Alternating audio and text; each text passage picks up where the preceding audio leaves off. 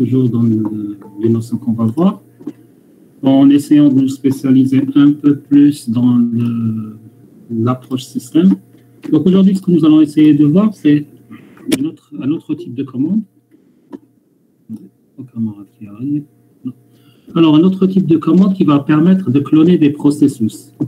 Cloner des processus, ça veut dire quoi? Ça veut dire qu'à partir d'un processus parent, on va essayer de créer des processus fils. Alors, on doit faire un rapport en plus du devoir. Non, M. Benosman, pour moi, le rapport, c'est uniquement les deux solutions, les deux fichiers que vous deviez envoyer. La solution à l'exercice par rapport au parcours des dossiers et la solution de l'exercice par rapport au journal de log. Rien d'autre. Ne vous inquiétez pas, il ne fallait pas faire de rapport. Il suffisait uniquement d'envoyer deux fichiers TXT qui contenaient les deux solutions des deux exercices. Et malheureusement, il y a uniquement 40 personnes qui ont envoyé. Alors, je disais, alors la commande qu'on va voir aujourd'hui s'appelle fork. F-O-R-K. Alors, fork, qu'est-ce qu'elle va faire? Elle va tout simplement créer un processus identique aux parents qui va permettre son exécution parallèlement aux parents. On parlera dans ce cas-là d'un thread. Donc, ça va être un thread qui sera en exécution, il sera dupliqué à partir du point d'appel. Alors, vous avez inversé l'exemple 1 et 2, ce n'est pas grave. L'essentiel, c'est que je reçois les deux exercices. Alors, au moment où on va lancer si vous voulez, on va lancer notre fork. Donc, le fork va retourner une valeur 0 s'il est chez l'enfant, pour indiquer que c'est l'enfant qui s'exécute. Et il va retourner le PID de l'enfant chez le parent. Alors, qui peut me dire c'est quoi un PID quand on parle de thread ou de processus? C'est l'identifiant à un processus. Effectivement. C'est ce qu'on appelle process ID. Donc, process ID, c'est quoi? Il faut savoir que chaque processus possède un identifiant unique qui nous permet de le distinguer de l'ensemble des processus qui se trouvent en exécution en mémoire. Il faut savoir que le PID du parent et de l'enfant vont être différents. Donc, ce qu'on va faire maintenant, on va essayer ensemble de faire un petit programme pour essayer de voir un peu comment fonctionne, si vous voulez, ce fork.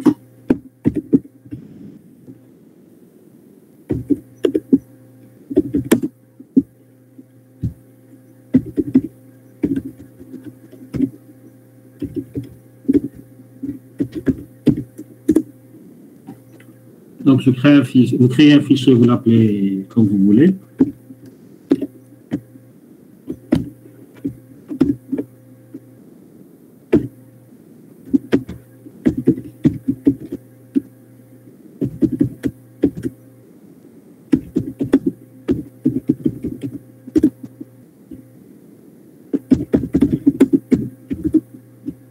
J'ai un import OS.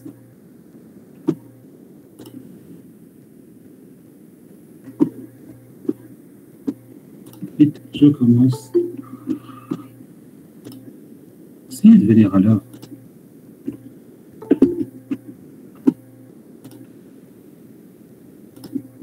Alors, on commence par faire notre define. Je définis une première fonction que j'appelle child process. C'est le processus fils. Alors, ce processus, qu'est-ce qu'il va faire? Il va uniquement faire un print. Donc, c'est print. Child process.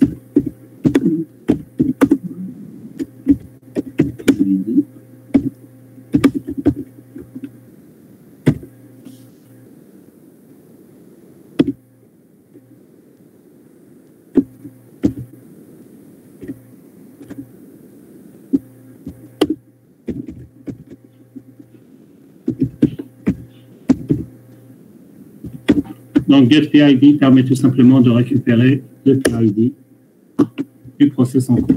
Je fais print to child.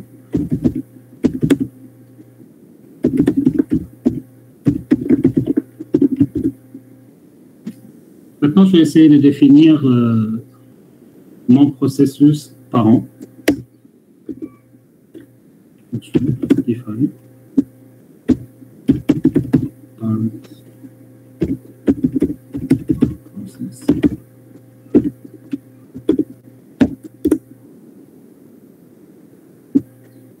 Print parent process PID.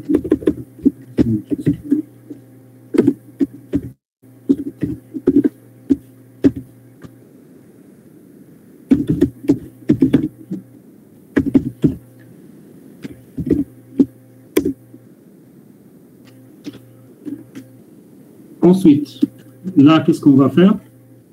On va dire child PID.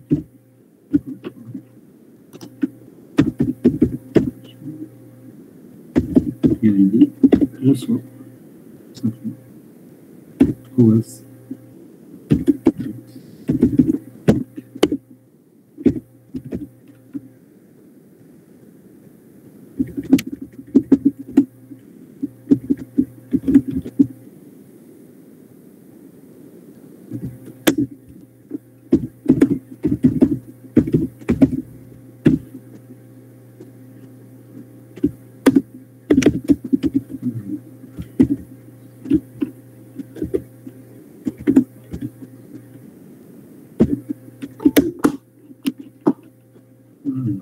Ici, ah.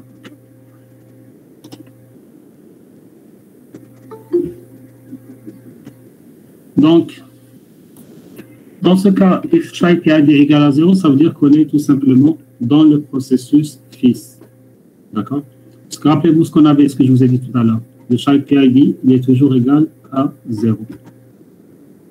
Dans ce cas-là, on va invoquer child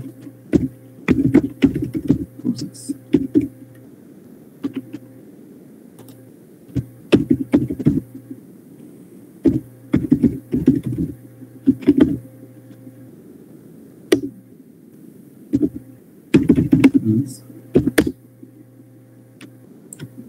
Maintenant, s'il est différent de 0, ça veut dire tout simplement qu'on est dans le processus parent. Dans ce cas-là, on va faire print we are inside the parent process. Monsieur, s'il vous plaît, qu'est-ce que ça veut dire parent process ou la child process? Processus Alors, parent ou la fils? je vous explique. Le programme, quand il va... Vous allez voir tout à l'heure comment est-ce qu'on va commencer à lancer notre programme. On va lancer le parent process. Le parent process, c'est tout simplement une fonction. Donc, dès qu'il va se lancer, il va vous dire I'm parent process, je suis le processus parent. Et tout simplement, elle va vous afficher son PID. Ensuite, on va lancer un fork. Donc, la commande fork. On a dit la commande fork, qu'est-ce qu'elle fait? Elle va tout simplement cloner le processus parent.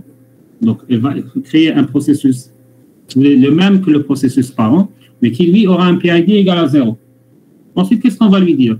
Child process reçoit os.fork. Ça veut dire quoi? Il va recevoir, child PID reçoit os.fork. Donc, on va créer ce child PID.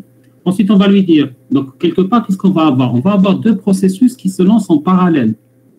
Mais réellement, comme les machines ne sont pas réellement des machines parallèles, parce que vos ordinateurs ne font pas réellement de l'exécution parallèle. Ils jouent sur les constantes de temps. Donc, c'est des petits constantes de temps qui vont allouer à chaque processus. Ça va simuler, si vous voulez, du parallélisme. Donc, on a deux processus qui s'exécutent. Donc, on va lui dire, si tu es celui qui a le child PID qui est égal à 0, donc si tu es le fils, dans ce cas-là, tu vas me lancer la fonction child process. Parce que n'oubliez pas que celui qu'on a cloné, il fait exactement la même chose que parent. Donc, pour pouvoir distinguer, si vous voulez, visuellement le fonctionnement. Sinon, si tu n'es pas celui qui a le PID égal à 0, tu vas m'afficher « je suis le père ». Voilà un peu ce qu'on est en train de faire. Oui, d'accord. Vous m'avez compris ou non? Oui, on lance deux processus. Bon, le même processus, le PID mais le même pour des raisons. Exactement. Je reviens une seconde. Hein. D'accord.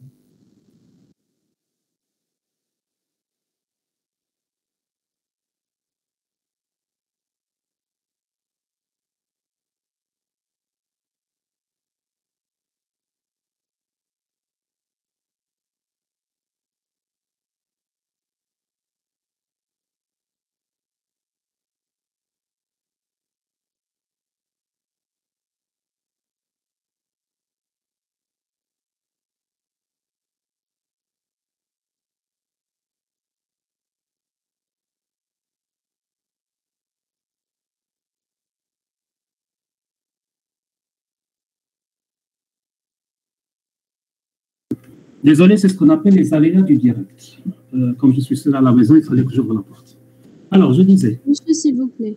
Ce que je vous disais, c'est que le for, qu'est-ce qu'il va faire? Il va cloner votre processus en quelque sorte. Le cloner, ça veut dire quoi? Ça veut dire tout simplement créer un deuxième processus qui va faire exactement le même fonctionnement que le premier. Mais du moment où il va le créer, la différence qu'il y aura entre le père et le fils, c'est que le PID sera différent. On avait dit que for, qu'est-ce qu'elle fait? Elle fait en sorte que le PID du fils soit égal à 0.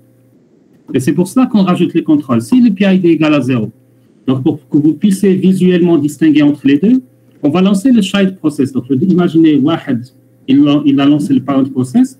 Le deuxième, qu'est-ce qu'il va faire? Au lieu de continuer dans le parent process, il va lancer le child process qui va vous afficher child process with PID, etc. Sinon, si ce n'est pas le child process, donc si c'est le processus original, là, on va lui dire ce qu'il doit faire. Donc, il va nous faire we are inside the parent process. On va lui rajouter d'autres.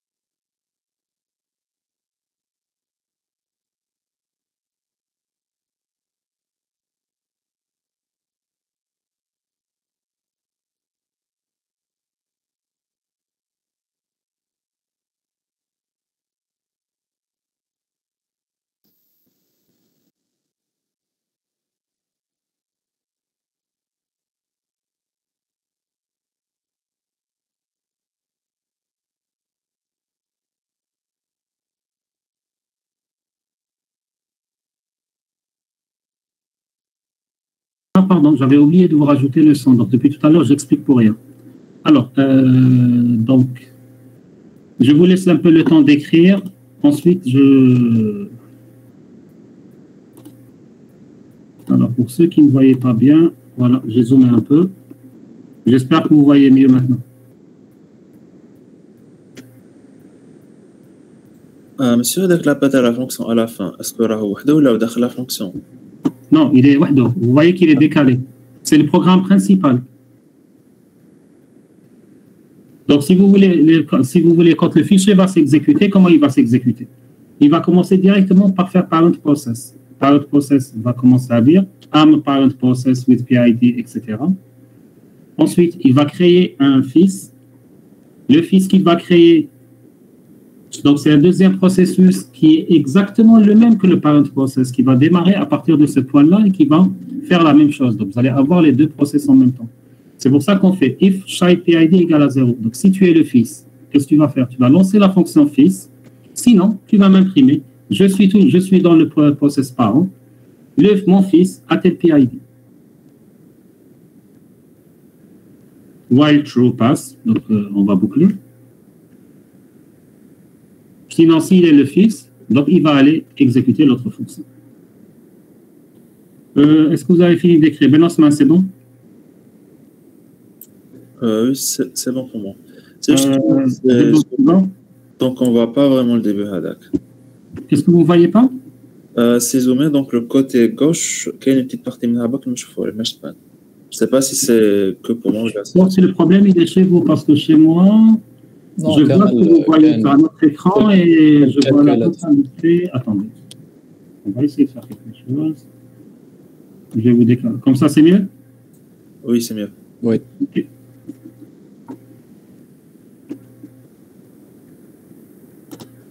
On peut zoomer comme ça.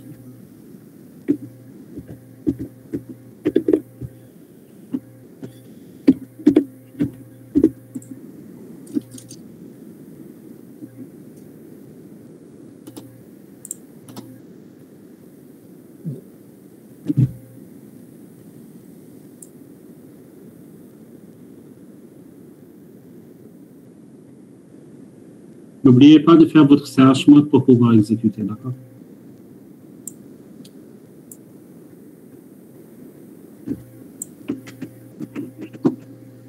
Alors, Ben Ahmani, vous ne voyez toujours pas?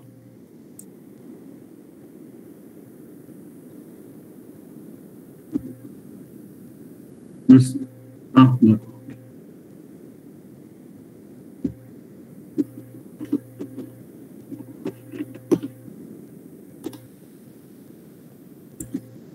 Monsieur, pouvez-vous s'il vous plaît nous réexpliquer علاش نديرو CH mode باش نexécuter le fichier تاعنا؟ Car moi, j'exécute directement, je sais pas ce que كاين حاجة خاصة ولا. Non, ça dépend comment est-ce que vous faites comment vous l'exécutez. J'écris Python 2 test. Voilà.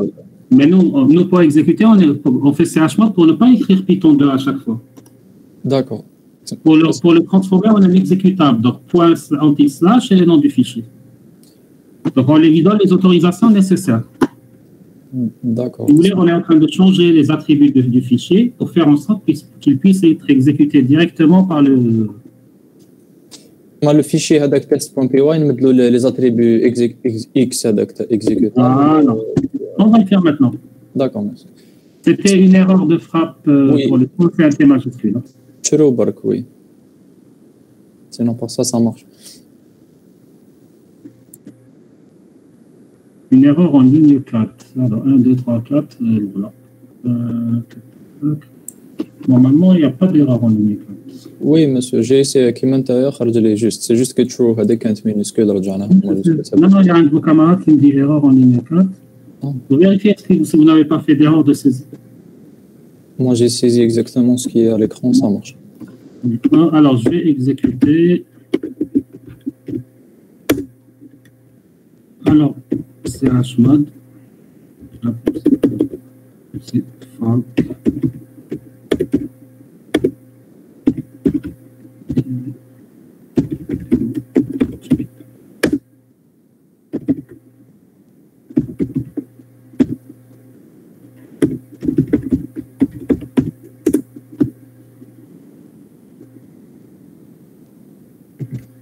Et là, c'est ce qu'il fait. Alors, I'm a parent process with PID 1344.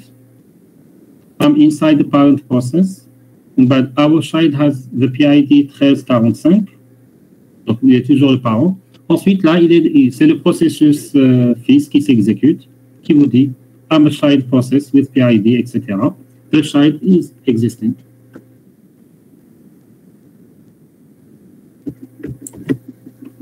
Monsieur, pour mon cas, معلش quoi مديت له CH mode هذاك A plus X دوك انا ندير هذاك بوان تيري هذاك test.py يدير لي import not found syntax error unexpected.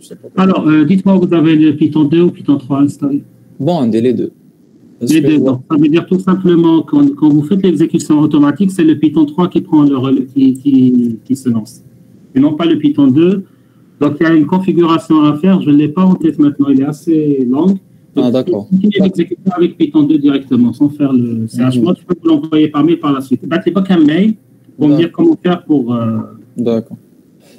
Ça ne marche pas toujours, mademoiselle Garda. Il y a des fois où ça ne marche pas. انا au début ما درتش هذيك الاخرى باسكو نستعمل اي دي هذاك بايثون تما ديريكتومون جي كري لا سانتاكس. نو بون ميرسي بوكو.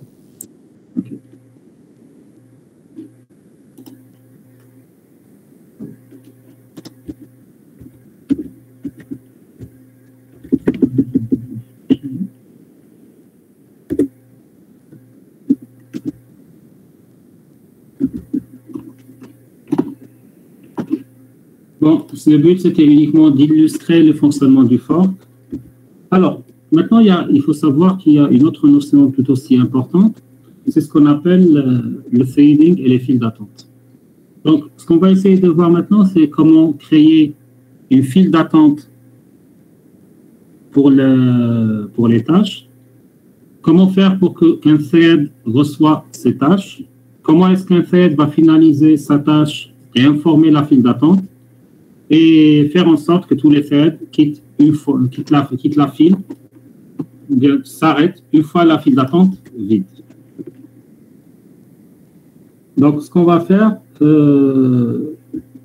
on va créer un nouveau programme.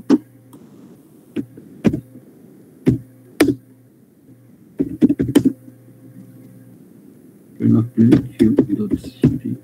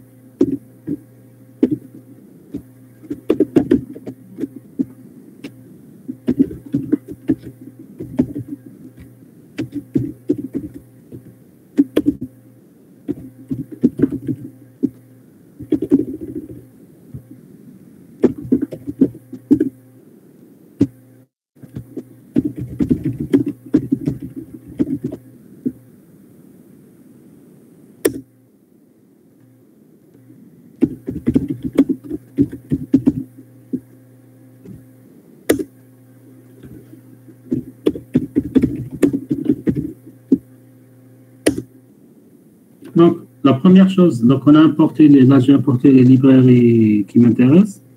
Donc, la première chose qu'on va faire, on va essayer de créer une queue pour les tâches. Si vous voulez, en quelque sorte, une file d'attente pour les tâches. On va l'appeler queue.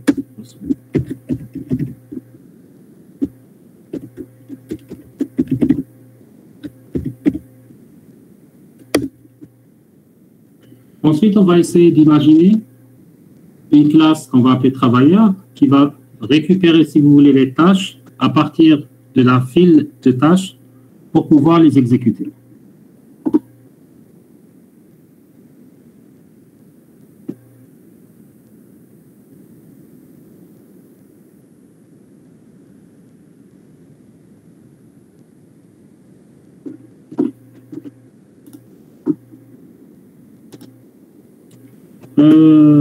Alors, Monsieur Debo, pourquoi vous avez envoyé votre programme? Vous avez eu un problème ou vous avez une erreur?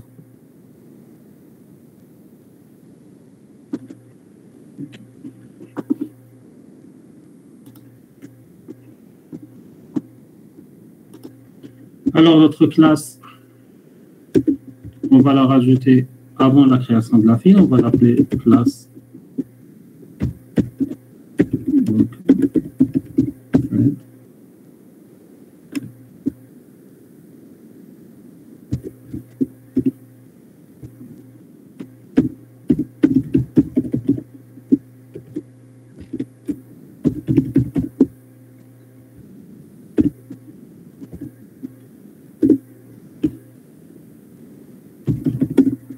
On va définir le constructeur de notre classe.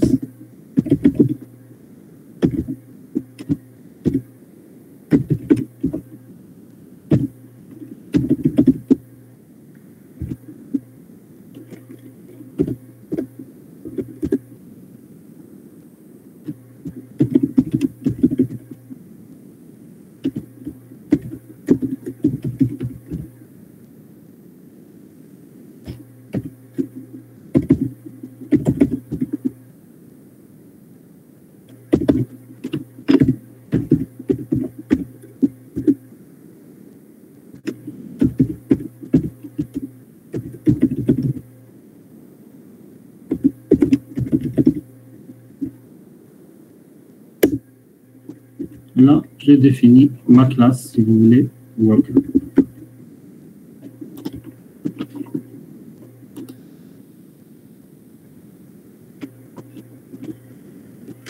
Maintenant, il va falloir penser, si vous voulez, à créer le worker thread. Car c'est bon d'avoir la classe, si vous voulez, worker. Mais il faudra quelque chose qui puisse, si vous voulez, faire un traitement, bien faire le travail. Donc, je vais définir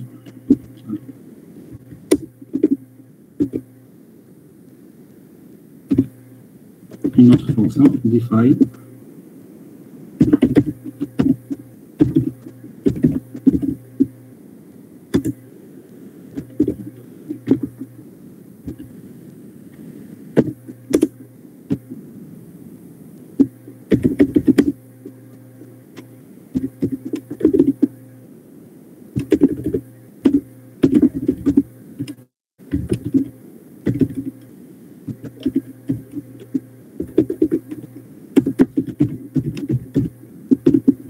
On va imprimer « Je suis dans le thread pour travailleur ». Ensuite, tant que c'est vrai.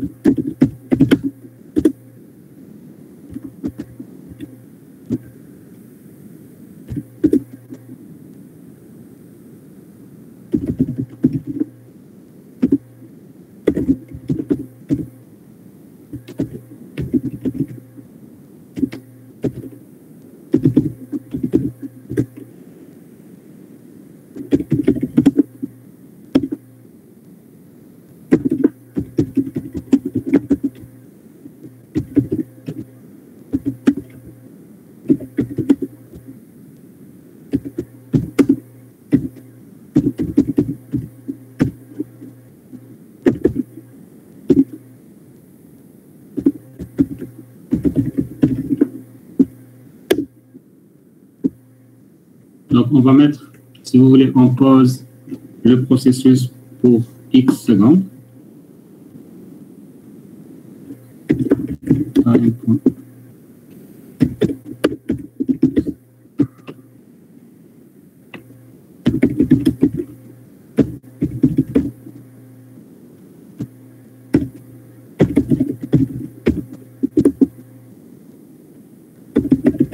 Ensuite, on va imprimer un message comme quoi il a dormi, il était en sommeil, il a hiberné pendant X secondes.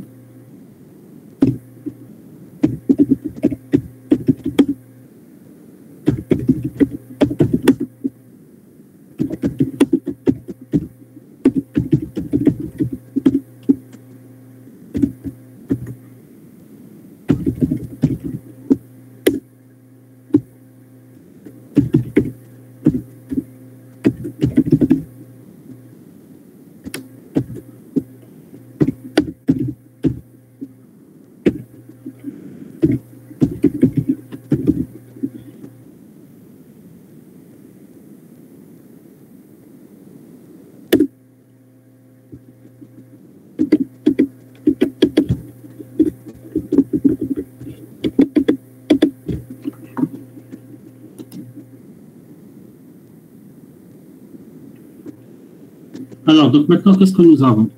Nous avons notre worker thread qui est là. Nous avons notre boucle. Donc, on va créer une boucle pour créer l'ensemble de nos worker threads. Alors, la boucle, on va la mettre où? On est obligé de la mettre après la création, si vous voulez, de notre file d'attente. Donc, elle va être à ce niveau-là. Donc, on va mettre for i.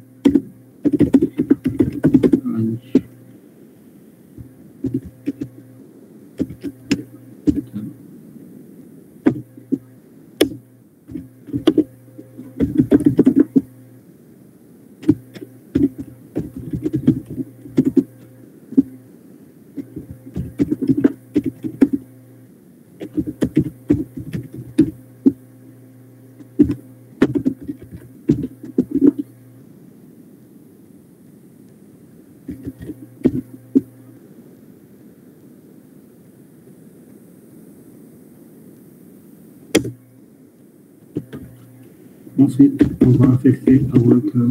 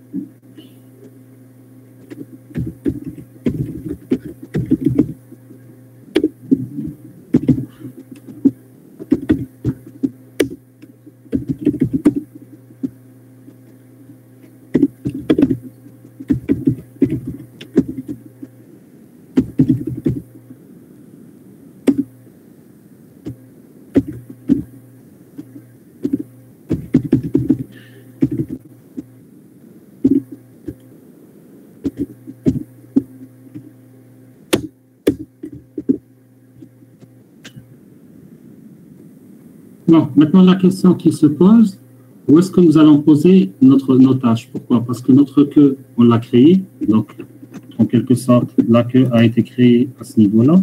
Quand on a fait queue, reçoit queue.queue. Et il est passé en argument vers notre fichier WCAG. Donc le fichier WCAG que nous avons ici, on lui passe en argument notre file d'attente. Alors,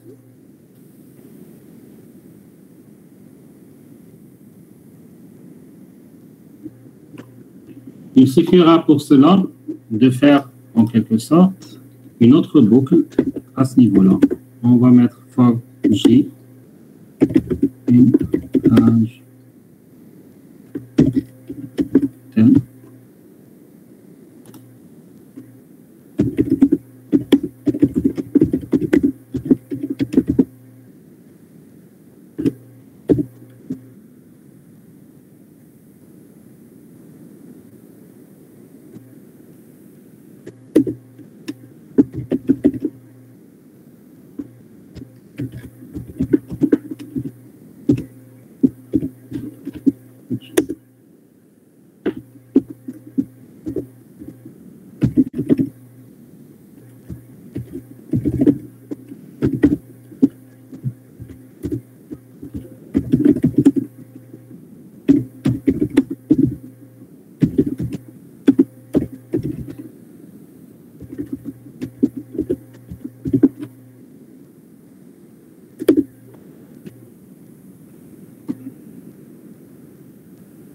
Bon, finissez d'écrire le programme, ensuite on passe à l'exécution.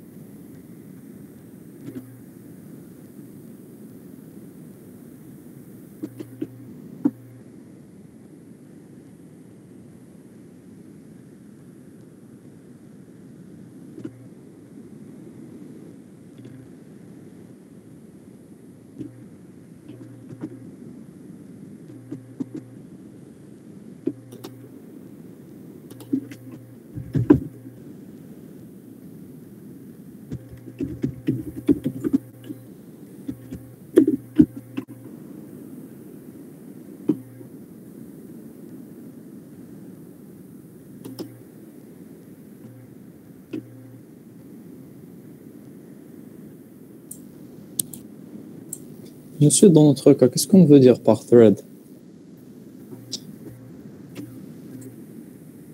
Thread, c'est un processus, tout simplement. Donc, on essaie de créer des processus, puis de un processus actif, l'autre ما يخدموش.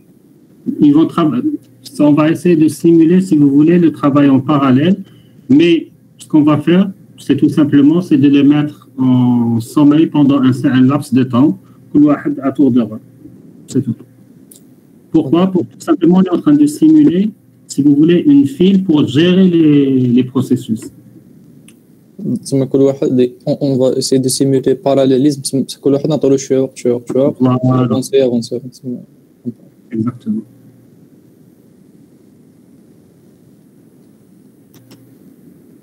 Ok.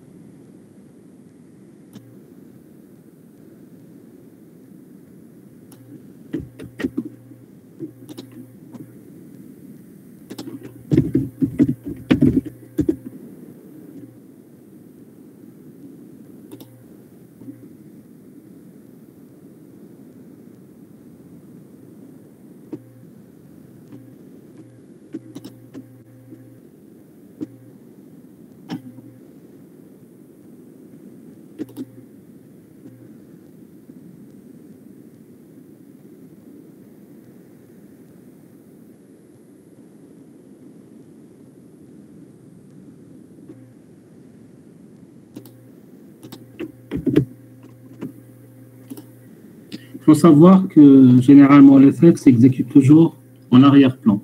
Généralement, ils sont considérés comme, si vous voulez, des threads démons. Pourquoi est-ce qu'on parle de thread démon? Parce que généralement, les threads démons n'empêchent pas le thread principal de se fermer et ils vont continuer quand même toujours de s'exécuter en arrière-plan. C'est pour cela qu'on est obligé de les fermer manuellement. Généralement, c'est pour ça que souvent sur Linux, vous entendez parler de ce qu'on appelle les garbage collectors. Les garbage collectors, c'est quoi? C'est tout simplement un exemple de thread démon. Pourquoi? Car on va supposer, si vous voulez, qu'il y a un thread principal qui est en cours d'exécution. Et pendant son exécution, à ce moment-là, vous allez avoir des problèmes de mémoire qui vont se produire. Donc, automatiquement, qu'est-ce qu'il va y avoir? La machine virtuelle de Python, parce que, si vous voulez, Python virtualise un peu les choses, va exécuter son garbage collector, qui va s'exécuter en arrière-plan, et il va détruire l'ensemble des objets inutiles qui se trouvent au niveau de la mémoire. Donc, tous les fragments de process, bien tous les threads, tous les démons qui s'exécutent en arrière-plan. Ensuite, une fois qu'il n'y aura pas de... Quand est-ce qu'il va le faire? Il le fait à chaque fois qu'il n'y aura pas de mémoire libre disponible. Donc, et ça va permettre au thread principal de pouvoir s'exécuter sans avoir de problème généralement liés à la mémoire. Bon, si vous avez fini, on va essayer d'exécuter.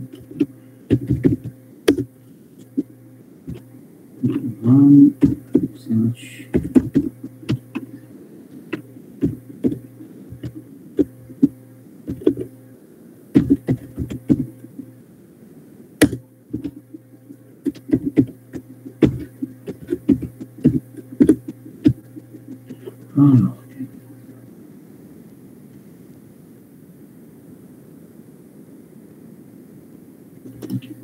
Ah, j'ai fait une erreur.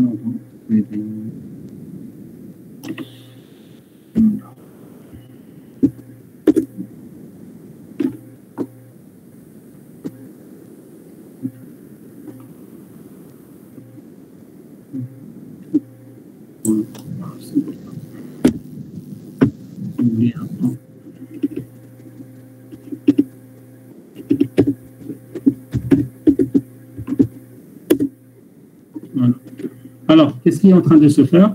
Donc, vous remarquerez que le thread, il commence à créer les threads. Il est dans le thread worker. Worker thread 0 a été créé. Il a créé le thread 1. Ensuite, on est dans le worker thread, toujours. Il y a la création du thread 2, thread 3, etc. Et vous avez vos différents threads qui vont se créer, donc pas forcément dans le même ordre. Ensuite, chaque thread va rentrer en sommeil en fonction de sa position, 0, 1, 2, 3, 4, etc. Ensuite, fin du sommeil pour chaque thread. Donc, là, vous voyez un peu un exemple de simulation de parallélisme des différents processus. Et à la fin, toutes les tâches ont été réalisées. Est-ce que ça marche pour vous? Vous voulez que je vous réaffiche le programme ou bien que je vous le copie directement dans la boîte de dialogue? Bon, pour ma part, ça marche, mais je n'ai pas vraiment compris comment on a procédé pour réaliser le programme. Alors, c'est ça. Alors, on va commencer par voir un peu le programme principal. On va faire abstraction des fonctions pour commencer. D'accord. On a créé une queue, donc une file en quelque sorte.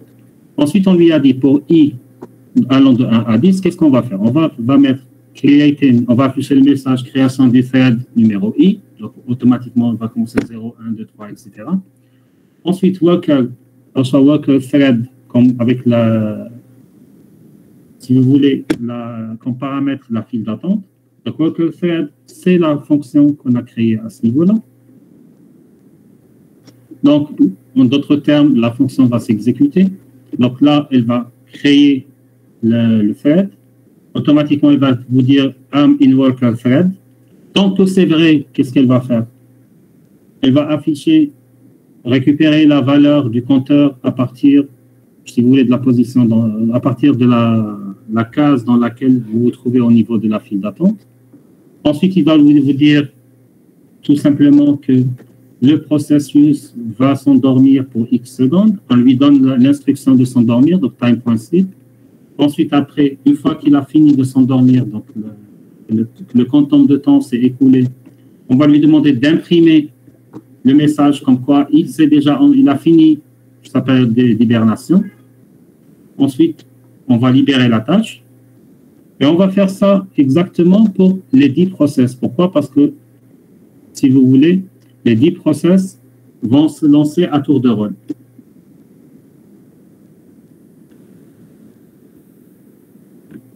Voilà un peu l'idée de ce qu'on vient de faire au niveau de ce programme. D'accord. Oui, je comprends.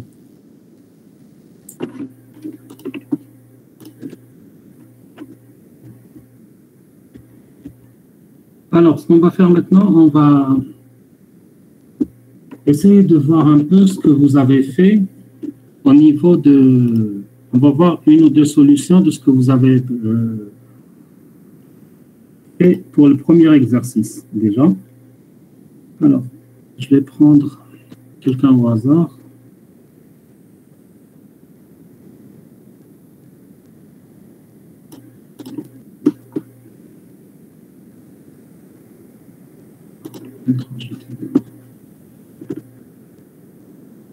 Alors, M. Amran Sami Zakour, est-ce que vous êtes là? Ou bien vous êtes absent? C'est moi, oui, je suis présent, monsieur. D'accord. Partagez votre écran et montrez-nous votre programme. D'accord. Le premier exercice. D'accord.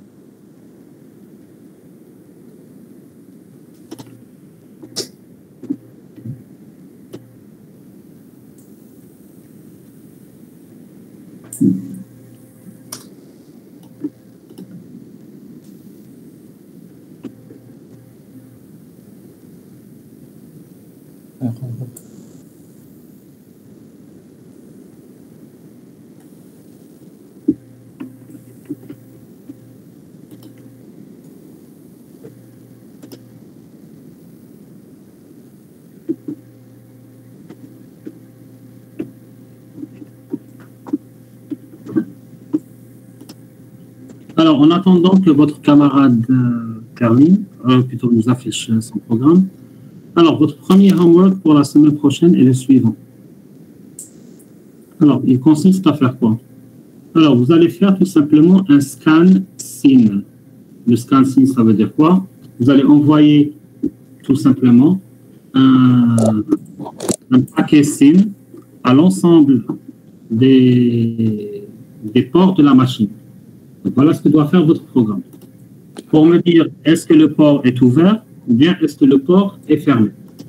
À première vue, ça semble facile à faire. Donc, vous allez faire une boucle qui va tout simplement tester... Alors, je ne vais pas trop vous compliquer la vie. Je vais vous demander de tester les 1000 ports les plus utilisés. Pour cela, je vous demanderai d'utiliser tout simplement la méthode SCAPI. Donc, vous allez vous documenter un peu sur SCAPI. Elle est très facile à utiliser, donc vous n'aurez pas de souci à le faire. Seulement, c'est là qu'on va un peu compliquer les choses. Si on va faire notre programme de telle manière à ce qu'il envoie par une boucle simple, donc vous allez faire le scan des 1000 ports 1000 fois. Donc, ça va prendre du temps. Alors, ce que je vous demande de faire, c'est d'utiliser la notion du multithreading. Donc, vous allez utiliser des threads qui vont fonctionner en parallèle pour pouvoir faire votre scan. C'est tout ce que je vous demande. Parce que faire le scan, vous allez voir, c'est vraiment quelque chose de très facile. Avec SCAPI, vous allez pouvoir très facilement initier le scan avec 3-4 instructions, pas plus. Donc, l'utilisateur va saisir l'adresse IP quand il va saisir le programme. Donc, il va invoquer votre programme avec une adresse IP. Il suffit de faire une boucle pour ça. Par la suite, qui va parcourir de 1 jusqu'à 1000 et dans lequel vous allez tout simplement vérifier est-ce que le port est ouvert, est-ce qu'il est fermé ou bien est-ce qu'il est entré.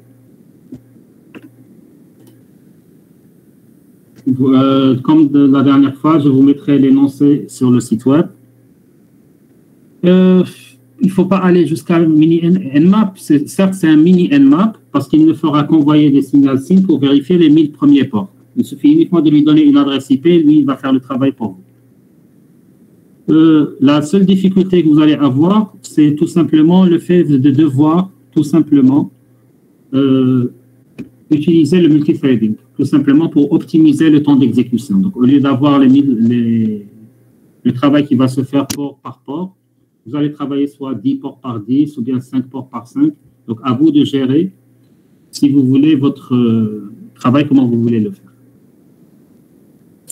مسيو حنا في الكا تاع ليكزارسيس اللي درنا دركا معاك كنا لونسينا كامل هذوك لي ورك ثريد بصح كانوا يستناو بيد ما الاخرين يتيكزيكوتيو علاش d'attendre هنايا parce que c'est moi qui ai décidé que le traitement consistait à attendre parce que la gestion de la file d'attente c'est pas vous qui la faisiez, c'est pas vous qui dites le premier démarre, le deuxième attend. Ça va être géré par le processeur. Oui. Il a ses propres mécanismes. Nous pourquoi est-ce que je vous ai dit de faire un slip? Tout simplement pour que ce soit des slips différents. C'était un exemple de traitement. On aurait pu lui demander par exemple, parce que si on n'avait pas fait de slip, l'exécution aurait été tellement rapide que vous n'auriez pas eu le temps de voir. Oui. Je vais vous donner un exemple. Regardez. Si je fais par alors, j'ai mon programme. Bon, attendez, je finis donc avec votre camarade voir son programme, ensuite. Bon, c'est moi. Monsieur. Qu'est-ce que vous avez mis dans votre programme OpenVar là. Bon, oui. Premièrement, j'ai درت غير اللي يقرا كامل لي لوغ هادو تاع لي ميساج موراها درت سبيسيفيت هذاك تاع يو اس بي هاي لك لو دوزيام كود اذا تحب تشوفه هنا درت بون لو ميم ترافاي على كل حال برك هنا درت اف يو اس بي ان لاين دوت لور درت لور باش ميم يكون يو اس بي ماجيسكول كذا print line dot strip f desk close si vous voulez j'exécute le deuxième sinon الاول هم exécuter اللي يقرا كل شيء. Bon, on n'a pas demandé à ce qu'il y ait collège. Il faut faire uniquement le deuxième. خلاص هاولك le deuxième. Exécutez-le. Donc نحيو هذا.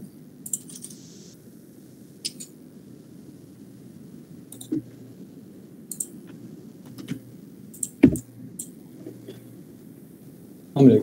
Here comes the line relative to USB. وراك تشوف اللي كاين كامل USB. مع الأول درت هذوك اللي ما فهمش USB كتب حاجة مي تولي طويلة في باطل تسمى خليت غير هذوك. Il sera long pour rien. Oui. Ok, parfait. Merci. De rien. Alors, je reprends le partage.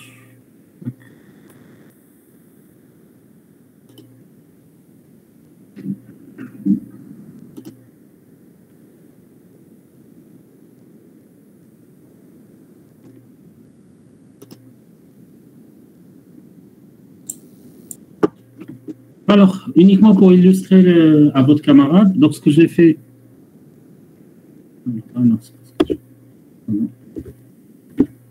Alors, le time.slip, je vais le mettre en commentaire.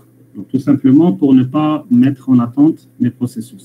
Et là, vous allez voir que ça va rien changer à l'exécution, mais seulement. Alors, qu'est-ce que j'ai fait?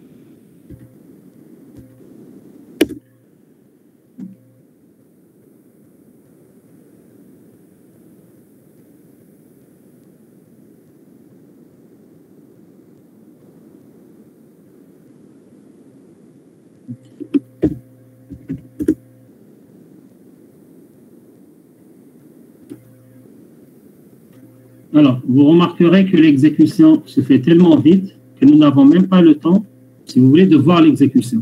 Donc, le but d'avoir mis le slip, c'est pour vous permettre uniquement de pouvoir voir l'ordre auquel, si vous voulez, les processus vont s'exécuter.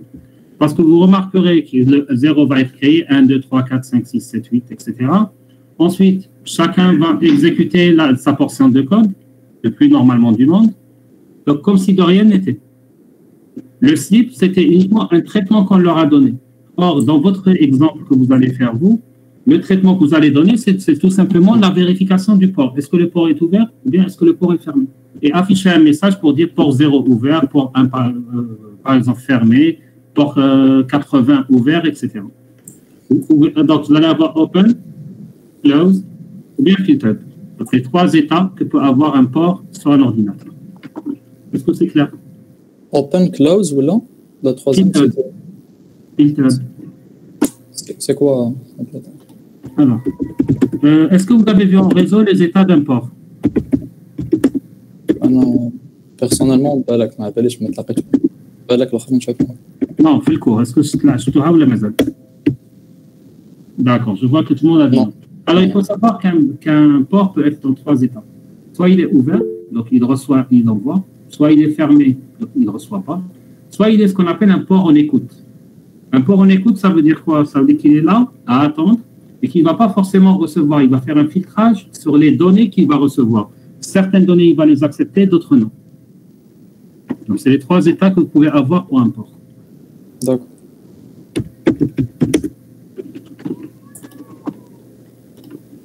Alors, maintenant, on va essayer de voir une autre notion. Donc là, on va essayer de voir un peu ce qu'on appelle la programmation réseau. Donc, on va essayer de voir la programmation de tout ce qui est communication client-serveur.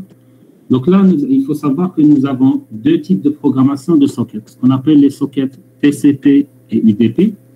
Donc, c'est ce qu'on appelle la relation régulière entre un client et un serveur. Donc, ça veut dire que le client va essayer d'initier une session chez le serveur. Le serveur va essayer d'accepter ou refuser. Ensuite, il va y avoir la communication qui sera établie entre les deux. Ou bien ce qu'on appelle les raw sockets, ou bien les sockets bruts. Et là, là, on parlera beaucoup plus de sniffing de paquets et d'injection de paquets. Généralement, quand on parle de programmation client-serveur, ça veut dire quoi? Ça veut dire que nous avons un serveur qui est en train d'offrir un service. Nous avons un client qui va utiliser ou consommer de service. Et c'est là qu'on va utiliser un module qu'on appellera le module socket. Donc, généralement, on vous parlera de tout simplement. Attendez, je vous affiche une petite diapo.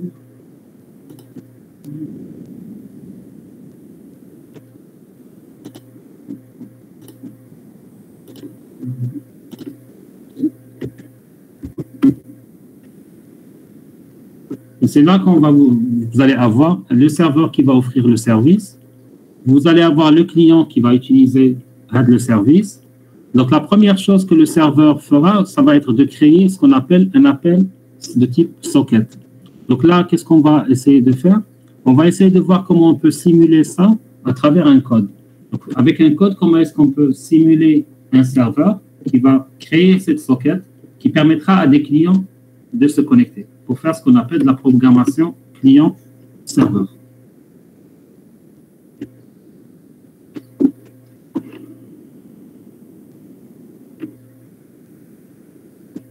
Donc, on va ouvrir notre interpréteur Python.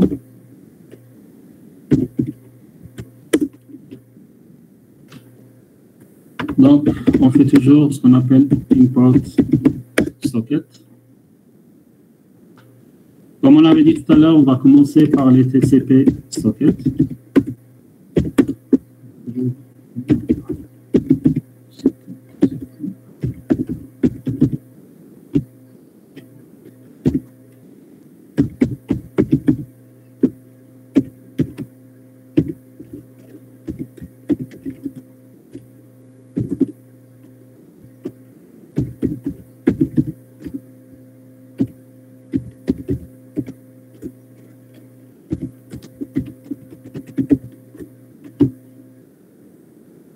Donc, avec cette commande, qu'est-ce que nous avons fait? Nous avons tout simplement créé une socket TCP qui permet d'écouter sur un port spécifique de la machine serveur. Donc là, vous remarquerez que la méthode socket prend 2 arguments. Le premier argument, c'est socket.af_inet. C'est pour dire address family. Ça veut dire tout simplement que les applications il faut savoir que les applications Internet utilisent toujours, si vous voulez, le paramètre AF_inet. Et nous avons utilisé aussi le sock_string. Donc, c'est un type de socket que nous utilisons pour les datagrammes TCP Alors, pour les datagrammes TCP, on va utiliser, plutôt pour les datagrammes UDP, on va mettre datagramme. Par contre, si on veut travailler avec le protocole TCP, on va utiliser le sock underscore string. Donc, c'est là que vous allez définir est-ce que vous êtes sous TCP ou bien sous UDP.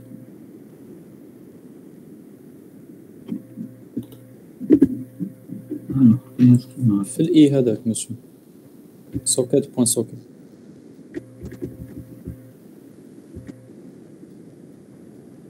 au début monsieur. Oui. Ah oui, socket.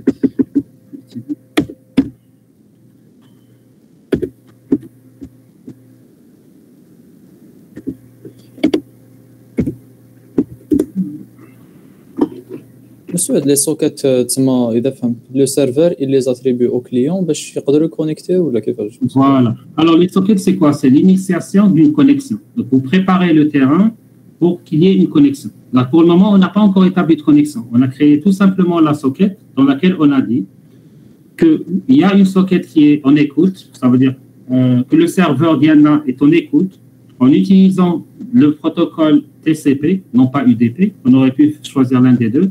Et en utilisant adresse l'AF underscore inet pour que les applications internes puissent communiquer avec, si vous voulez, notre serveur virtuel. Maintenant, sur les serveurs réels aussi, vous avez cette notion de socket.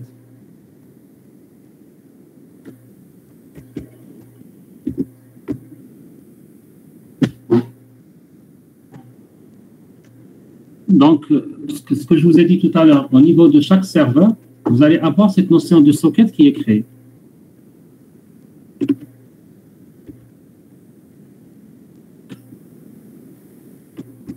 Donc, du moment où on a fait ça, ce qu'on peut faire maintenant, on va faire tout simplement, on va continuer, on va spécifier, si vous voulez, l'adresse de l'interface et nous devons spécifier le port qu'on veut ouvrir.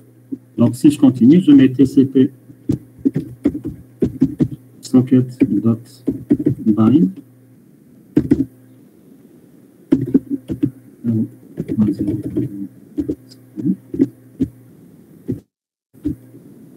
Par exemple, le port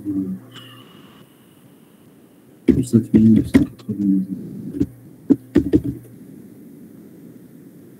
Donc, le 4x0 représente l'adresse de mon interface. Le 7999 représente tout simplement l'adresse, plutôt le numéro de port que je veux ouvrir. Maintenant, il faudra que je rajoute, que je dise que ce port doit être en écoute. Donc, je mets TCP socket.listen. Alors, si j'ai mis un 2, ça veut dire quoi? Ça veut dire que j'autorise deux clients concurrents à se connecter en même temps, tout simplement. Donc là, je n'ai fait que spécifier le nombre de clients que j'autorise à se connecter à ma machine. Donc, maintenant, une fois que le serveur est en écoute, il doit pouvoir accepter les requêtes de mon client. Donc, pour accepter les requêtes, qu'est-ce que je vais faire? Je vais rajouter tout simplement une ligne. On va utiliser, si vous voulez, une méthode qui s'appelle la méthode accept. Donc, je dis par exemple client IP virgule port ensuite TCP.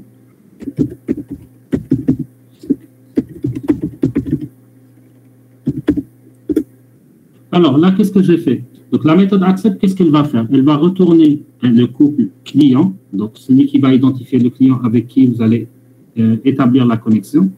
Ce qui veut dire que chaque nouveau client accepté, une nouvelle socket va être créée. Et comme tout à l'heure, nous avons autorisé deux clients en parallèle, donc on va avoir deux sockets qui vont être créées, une par client. Et la seconde partie consiste à l'adresse IP et le numéro de port distant de notre client. Maintenant, ce qu'on doit faire, on doit ouvrir un nouveau terminal pour simuler notre client. Donc, je vais faire File, New Tab. Donc, je vais faire un if config pour uniquement vérifier l'adresse de mon serveur. Donc, c'est le 10.10.10.4. Donc, vous avez l'adresse qui est là. Donc, qu'est-ce que je vais faire? Je vais faire NC. Donc, 10.10.10.4 avec le numéro de port qui est le 7999. Je vais voir s'il va se connecter. Rien ne s'affiche, mais mon client est connecté. Pourquoi rien ne s'affiche? Voilà une raison simple, c'est que je n'ai fait aucun traitement spécifique lors de la connexion. Je ne lui ai pas dit d'afficher un hello, je ne lui ai rien demandé. Mais là, j'ai une connexion qui s'est établie entre mes deux entités.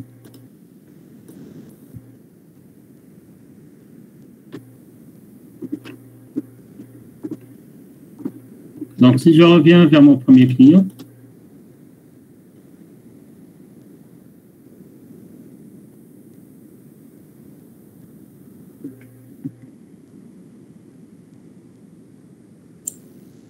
Monsieur, l'avant-dernière commande, mais je t'ai s'il vous plaît, avec ta TCP socket.listen. Quelle avant-dernière? TCP socket.listen, pourquoi on l'a... Alors, pourquoi est-ce que je la mets? C'est pour dire combien de clients vont pouvoir se connecter en parallèle. D'accord. Si j'avais mis un, j'aurais un seul client. Le deuxième, quand il va essayer de se connecter, il aura comme information erreur, tout simplement. Ah, d'accord. Erreur de connexion. Oui. Maintenant, supposons que je vais envoyer une information à mon client. Au niveau du serveur, je mets client.send par exemple. Bienvenue au serveur.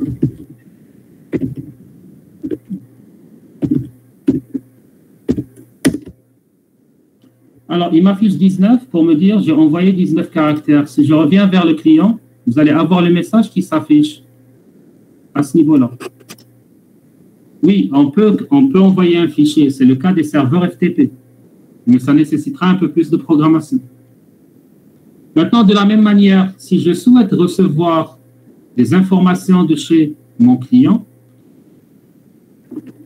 je reviens vers mon serveur. Je lui dis par exemple data égal client dot receive et je définis la taille de mon tampon. Par exemple, je lui dis 100. Ça veut dire que si le client va mettre test, j'affiche la variable data. Data a pris le retour chariot. Tout simplement, voilà, elle prend le premier caractère que vous avez fait. Elle prend uniquement ce qu'il y a sur la ligne. Mais si je la refais une deuxième fois où je mets là, je lui dis RL ret. Je reviens vers data. Et data, bon, il a pris l'ancienne.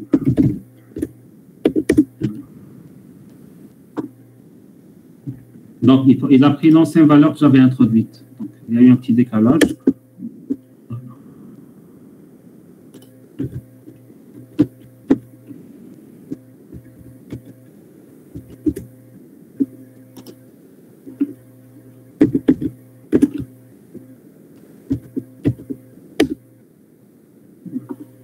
Alors, lui, qu'est-ce qu'il fait? Il va prendre les derniers 100 caractères. Donc, il a pris le RET qui était là avec l'entrée.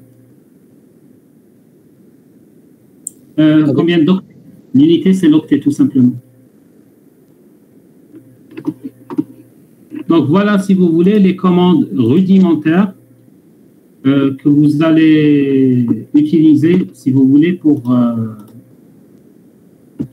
initier les relations client-serveur.